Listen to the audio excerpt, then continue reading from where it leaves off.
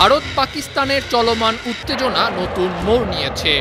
আবদালি মিসাইলের পরীক্ষা চালানোর পর নতুন একটি মিসাইলের পরীক্ষা চালিয়েছে ইসলামাবাদ। অন্যদিকে পাকিস্তানের ক্ষেপণাস্ত্র মহড়ার কয়েক ঘন্টা আগে ব্ল্যাকআউট মহড়া চালিয়েছে নয়াদিল্লি। পাকিস্তান সেনাবাহিনীর জনসংযোগ অফিস ISPR জানিয়েছে, পরীক্ষিত ফাতাহ সিরিজের ক্ষেপণাস্ত্রটি 120 কিলোমিটার দূরত্বে আঘাত হানতে পারবে। আর ইসলামাবাদের মিসাইল পরীক্ষা চালানোর কয়েক ঘন্টা আগে ব্ল্যাক আউট মহড়া চালিয়েছে ভারত। পাকিস্তান সীমান্তে পাঞ্জাবের ফিরোজপুরে ওই মহড়া চালানো হয়।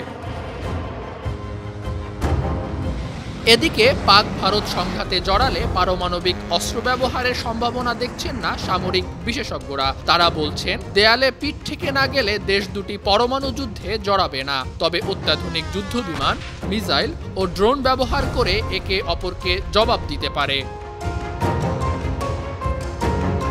বিশেষ করে 2009 সালের আগে ভারত যুদ্ধবিমানের ক্ষেত্রে অনেকটা পিছিয়ে ছিল, তবে সম্প্রতি ফ্রান্সের অত্যাধুনিক যুদ্ধবিমান রাফায়েলের কারণে অনেকটা এগিয়ে গেছে। ভারতের কাছে 36টি রাফায়েল যুদ্ধবিমান আছে। অন্যদিকে ভারতকে মোকাবেলায় পাকিস্তানের কাছে আছে চীনের তৈরি J-10 যুদ্ধবিমান। এই বিমানটি রাফায়েলের মতো অনেকটাই উন্নত। লন্ডন ভিত্তিক international institute for strategic studies জানিয়েছে, পাকিস্তানের কাছে 20টি J-10 যুদ্ধবিমান আছে। সামরিক বিশেষজ্ঞরা বলছেন, লক্ষ্যবস্তুতে আঘাত হানতে রাফায়েল ও J-10 যুদ্ধবিমান দুটি বেশ দক্ষ। রাফায়েল যুদ্ধবিমানের মিটিওর মিসাইল ব্যবস্থা শত্রুপক্ষের চোখ ফাঁকি দিয়ে সুনির্দিষ্টভাবে আঘাত হানতে পারে। অন্যদিকে পাকিস্তানের J-10 যুদ্ধবিমানে আছে PL মিসাইল।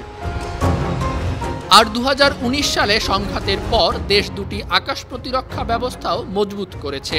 বর্তমানে নয়াদিল্লির কাছে আছে রাশিয়ার S-400 ক্ষেপণাস্ত্র বিধ্বংসী প্রতিরক্ষা ব্যবস্থা, আর ইসলামাবাদের কাছে আছে HQ-9 প্রতিরক্ষা ব্যবস্থা।